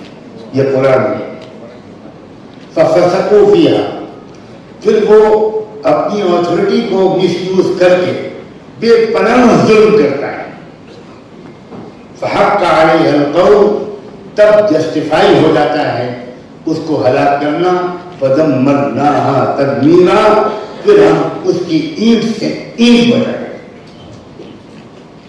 यह है अल्लाह का निज़ाम। वमकरू वमकर अल्लाह वल्लाहु खैरुल माकिरीन। वो प्लान बनाते हैं और अल्लाह भी प्लान बनाता है, और अल्लाह का प्लान सबसे शानदार है। आप समझो कि दुनिया एक नई करवट ले रही है। मैं ये अंग्रेजी में कह सकता हूं, the world is now pregnant. दुनिया हामिला है और डिलीवर करने वाली है। अब वो कौन सा बेबी डिलीवर करेगी? क्या वो बेबी इंसाफ वाली बेबी होगी या वो भी कुछ दिन तक जुल्म वाली बेबी होगी? ये इस पर ये डिपेंड करता है हमारी आपकी अवेयरनेस पर, हमारे आपके शऊर पर, हमारे आपके सलीके पर। और याद रखिए, अमेरिका एक आखिरी फिरौन बचा है और साफ आसान है। दुनिया भर को उसने आगे दुश्मन बना दिया और मुसलमानों को, मजलूमों को एक कर दिया। मुसलमान मुत्तहिद नहीं हो पा रहे थे, हजार उलमा की कोशिश के बावजूद। सऊदी अरबिया की हुकूमत अमेरिका की पूजा कर रही थी और अब सऊदी अरबिया की हुकूमत अमेरिका के खिलाफ जोरदार अंदाज से ट्रंप के आने के बाद से उसको नजर आया कि अब हमारी शामत नहीं, शामत है, खैरियत नहीं। जॉर्डन, जिनके बादशाह की आंखें ही नहीं खुल रही थी ट्रंप के सामने, ऐसी ब्लिंकिंग तो कहीं देखी ही नहीं। उम्मीद है कि आप लोग अक्सर समझे नहीं है। इतना डर रहा था वो तो आंखें नहीं खुल पा रही। वो भी आकर अपने मुल्क में बयान दे रहा है, इसलिए कि आवाम खलकों पर निकल आए। अब बर्दाश्त नहीं करेंगे आप, न सऊदीया के, न मिस्र के, न उर्दू के, न सूडान के। एक तब्दीली आ रही है। अभी जुल्म थोड़ा और आगे बढ़ेगा। खुदा करे हमारे मुल्क के याजूज माजूज तो अगर आ जाए। यहां गुजरात के चिड़िया लोग बैठे थे कि गुजरातियों ने याजूज माजूज को दिल्ली भेज दिया। बाबा वापस बुलाओ यार। क्या माल एक्सपोर्ट किया है और कोई चीज एक्सपोर्ट करने के लिए आपके पास नहीं थी, कोई अच्छी चीज भेजते भाई। लेकिन याद रखना, इंशाअल्लाह इस्राइल का खात्मा शुरुआत हो चुकी है और लाखों सलाम हो उन नौजवानों पर जिन्होंने दुनिया को दिखा दिया कि बहादुरी किसे कहते हैं, वफादारी किसे कहते हैं, अजीमत किसे कहते हैं, ईमान किसे कहते हैं, यकीन किसे कहते हैं, इस्लाम किसे कहते हैं, शौक़ शहादत किसे कहते हैं। क्या वो बीवियां हैं जो शोहर के जनाजे के सामने खड़े होकर कहती हैं तुम बागी ले गए, मैं कहती थी मैं तुमसे पहले जाऊंगी, जाओ जाओ जन्नत में तुमसे मुलाकात होगी, मैं भी पीछे पीछे आ रही। क्या वो बहनें हैं जो अपने भाइयों की परेशानी ढूंढती हैं उनके जनाजे में और कहती जाओ मस्जिद अक्सा पर तुम कुर्बान हो गए, वहां मौका मिले तो दुआ करना कि मैं भी इसी रास्ते में शहीद होकर आका रसूलुल्लाह के पास पहुंचूं। क्या लोग हैं, छोटे बच्चे, आपने देखे वीडियो, छोटी छोटी बच्चियां। मैं नहीं समझता कि इस मुशाहिदे के बाद किसी मुल्क के मुसलमानों को ईमान सिखाने के लिए किसी लंबी तकरीर की जरूरत है। शहीदों ने सिखा दिया, यतीमों ने सिखा दिया, बेवाओं ने सिखा दिया, जख्मियों ने सिखा दिया। इसे कहते हैं वफादारी। और अब हालत क्या है, इंशाअल्लाह थोड़े दिन आजमाइश के और बाकी है और वो कौम बिल्कुल तैयार है, बिल्कुल तैयार है।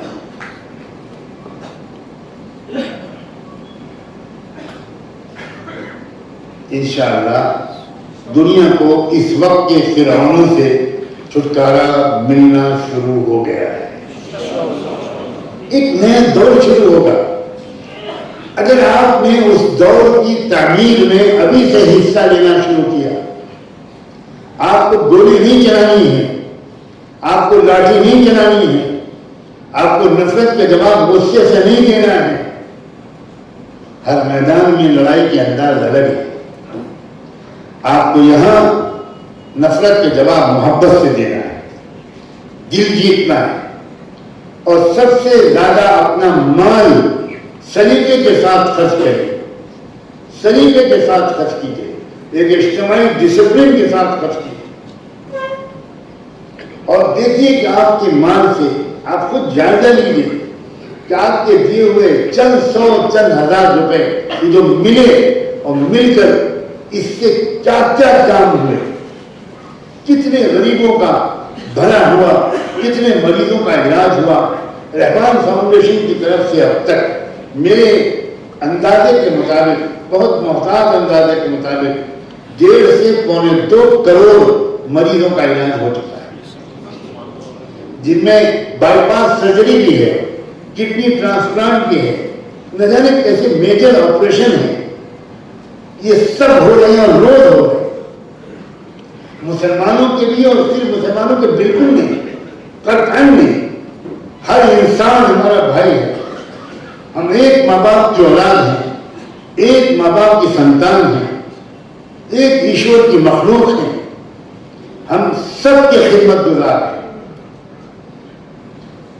हमारे इनकम टैक्स डिपार्टमेंट में जब हमारी ऑडिट रिपोर्ट पूरा रिकॉर्ड सामने आता है तो कोई पेज ऐसा नहीं होता जिसमें बेनिफिशियरीज के नाम में अगर वहां पर 10 मुसलमानों के नाम हैं तो 4, 5, 6, 7 नॉन मुस्लिम के नाम। और इससे इनकम टैक्स कमिश्नर बहुत मुतासिर होते हैं, वो भी तो इंसान है, और बहुत इंकरेज करते हैं कि सब आप लोग बहुत बड़ा काम कर रहे हैं, हम आपके साथ हैं। कंप्लेंट्स भी की जाती है हमारे खिलाफ, जाहिर है मुल्क का जो माहौल है आप जानते हैं, लेकिन हम खुलकर उनसे कहते हैं कि आप स्क्रूटनी कीजिए, इंक्वायरी कीजिए, जितनी सख्त चाहिए इंक्वायरी, और हमारे दफ्तर की चाबियां आपके हाथ में, आप जाइए, अलमारियों को खोलिए, फाइलें देखिए, कंप्यूटर ऑन कीजिए, रिकॉर्ड्स देखिए, एक एक कागज देखिए और बताइए किस कागज पर हमने देश के कानून का उल्लंघन किया।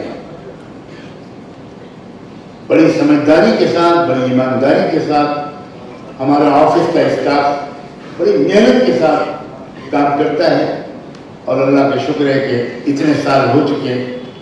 अब तो यह हाल है, यूनाइटेड नेशंस की तरफ से लेटर आते हैं, यूनिसेफ की तरफ से लेटर आते हैं, इंटरनेशनल ह्यूमन राइट्स ऑर्गेनाइजेशन की तरफ से कभी कभी किसी खास मौके पर लेटर ऑफ अप्रिसिएशन आता है, डिस्ट्रिक्ट एडमिनिस्ट्रेशन शुक्रिया के खतूत भेजता है। ये माहौल जो इस मुल्क में बज़ाहिर एकदम लगता है जैसे रास्ता बंद है, ऐसा बिल्कुल नहीं है।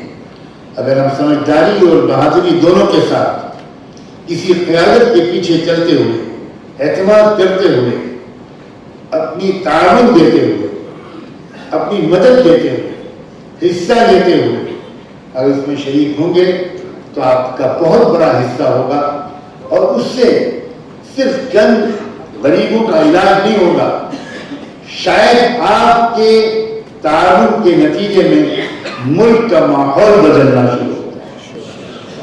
नफरत की जगह पर भरोसा, ये माहौल आए। याद रखें, इन्ना मअल उस्री युस्रा, कुरान में साफ कहा है, मुश्किलात जब आती हैं तो उन्हीं के साथ आसानियां भी आती हैं। मुश्किलात के बाद नहीं कहा, मुश्किलात के साथ कहा। मैं जो विजुअलाइज कर रहा हूं मुस्तकबिल की दुनिया को,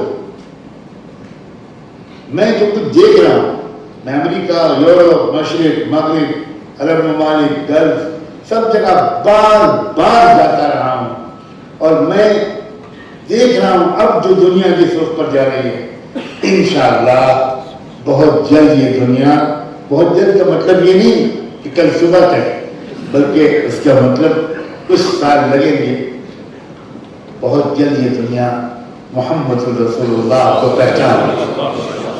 काश काश काश मैं वहां जरिया बन जाए, मैं जरिया बन जाऊं इस बात का कि लोग रसूलुल्लाह को पहचान, रहमतुल लिल आलमीन को पहचान। हम बहुत बड़ी रुकावट बने, दुश्मन जितनी बड़ी रुकावट है वो रुकावट इतनी कामयाब नहीं हो सकती अगर हमारा बिहेवियर लोग देखें। ट्रेन में चलते हुए, एयरपोर्ट पर बैठे हुए, फ्लाइट पर सवार होते हुए, स्टेशन पर, प्लेटफॉर्म पर, कोर्ट में, हर जगह मौका मिलता है आप इस्लाम पर हर वक्त अमल करें, सिर्फ मस्जिद में नहीं बल्कि हर वक्त हम एक ऐसे प्रैक्टिसिंग मुस्लिम बने जो हमारे अखलाक से इस्लाम की तर्जुमानी हो। मैं वाकई बहुत ही मुबारकबाद देता हूँ रहमान फाउंडेशन की इस जोगेश्वरी ब्रांच के तमाम जिम्मेदारों को और उन तमाम बेटियों को, उन तमाम लेडीज को जिन्होंने मेरे तसव्वुर से कहीं बेहतर प्रोग्राम ऑर्गेनाइज किया। और हमारी कुछ बच्चियों को आज सिलाई मशीन दी गई, उनकी मेहनत और हुनर के एप्रिसिएशन के तौर पर। और जिस तरह की कलाकारी उन्होंने दिखाई वो खुद मैं एक्सपेक्ट नहीं कर रहा था। और मैं ऊपर ये कहकर आया हूँ कि इंशाअल्लाह आप बेटियों और बहनों का ये जो कला है, ये जो आर्ट है, ये इंशाअल्लाह किसी एग्जीबिशन में पेश किया जाएगा ताकि दूर दूर तक आपके फन को सराहा जाए और आपकी खिदमत को बड़ी बड़ी कंपनियां हासिल करें। बस मैं इन्हीं कलिमात पर अपनी बात को मुकम्मल करता हूँ। यकीनन मुझे एहसास है कि मैंने अपने इरादे के हिसाब से काफ़ी लंबी बात की है, मगर इसमें कसूर सिर्फ मेरा नहीं है, इसमें कसूर इसका भी है कि आप बहुत गौर से सुन रहे हैं, बहुत तवज्जो से सुन रहे थे। अगर आप सो रहे होते तो बहुत पहले मैं बुल्ला दो प्याजे की तरह सलाम करके रुखसत हो चुका था। खुदा हाफिज, बहुत बहुत शुक्रिया। जज़ाकल्लाह।